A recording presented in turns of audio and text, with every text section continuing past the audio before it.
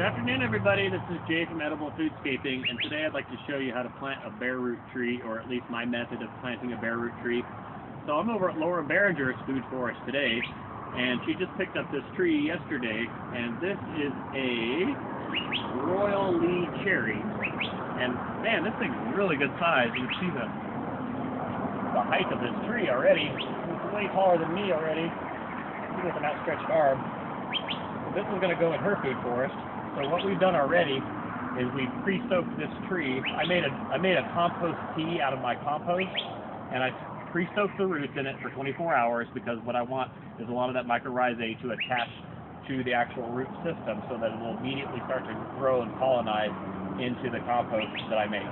So we've already prepared the hole. We've already dug quite a good sized hole. You see here, this thing's about maybe 3 feet wide by maybe 2 feet deepish. And I mixed it with the Orchard Gold compost mix, 50-50, and we're going to go ahead and put this tree in the ground. So a couple things to remember here is, one, you want to keep the roots nice and moist until you get these things planted. So if you don't have a hole prepared for them yet, then go ahead and just make a sand bed and stick these guys in there and just try to keep the roots nice and moist so you're ready to plant them.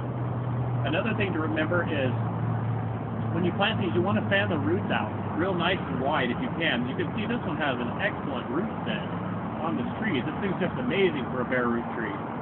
The other thing to remember is you never want to cover the overgraft. So this is your graft union here on the tree. I'll get a little bit closer. And you can see how it has an open end on the graft union here.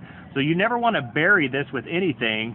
You can, when it closes up, you can pull your mulch up next to the base of the tree, but it's pretty far up on this graft union, so I'll just be planting it to the flare, which is right here. And I'm going to plant it a little bit below grade like I do all of my fruit trees. I'm just not going to plant it too deep. So I'm not going to plant it, obviously, a foot into the ground. I'm just going to go up to the flare here, but it'll be physically lower into the ground.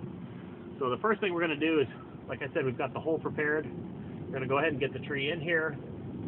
She's got the bubbler irrigation here, so we're going to try to get it as close to the bubbler as we can without interfering too much. So, let's see here, what direction do we want?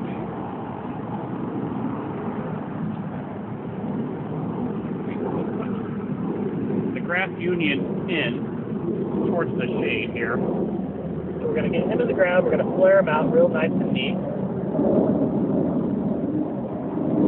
And then we'll just start to backfill with the compost that we've already pre-mixed. So I'm going to go ahead and start to fill this in a little bit here. Got a bin behind me here.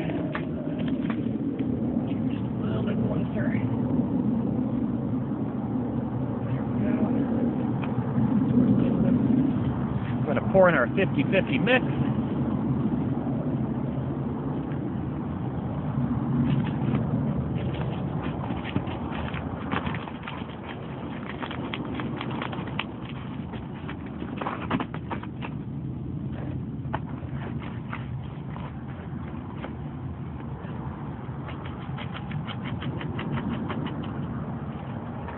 Cover those roots real nice.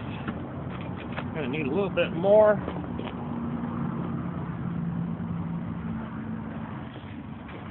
Little barrel here.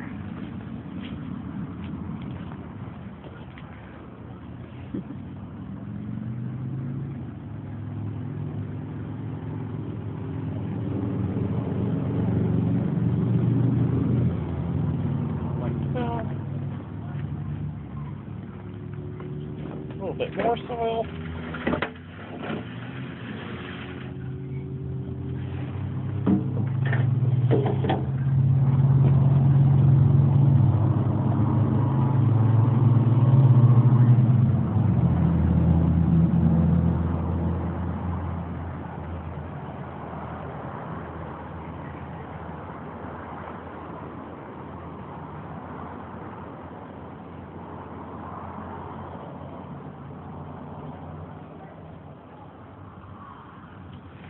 And then I'm going to just heel them in real good. Tamp them in, get all those air pockets out. Especially with a bare root tree. Very important. Get him stabilized. Now if you think you got him too deep, you can just lift him up a little bit. Pull him up, but I like my trees a lot deeper than most people, so this one here, man, he's pretty deep. He might be a foot deep. He might be a foot below grade here, which is really nice though, because that'll keep that well for me. And it'll also allow me to backfill with leaves and straw to get the earthworms going. And then I can also backfeed with the wood chips and the mulch after I get him established with all the little microbes that he needs to survive. So this is pretty good on him. So my next layer will be leaves, like I said. And then I'll water him in really, really good. You want to water in your bare root trees at least the first 3 days. Get them nice and soaked. And then you can go maybe every other day from there. And then you can go probably weekly from there until he starts to break bud. So hopefully this tree will do really well here. This is, like I said, this is the Royal Lee cherry from Dave Wilson. And the pollinizer for this is a tree called a mini royal cherry, which we'll be putting one of those in here pretty soon too. Probably just a couple feet away from this one, so we make sure we get our pollination for our cherries. This is a real low chill hour cherry. This one is, what's it say here, 200 to 300 hours. So hopefully this will be an awesome tree for Laura Barringer's Food Forest. So that's it for today. Jay Barringer, Edible Foodscaping. Thanks for watching, guys.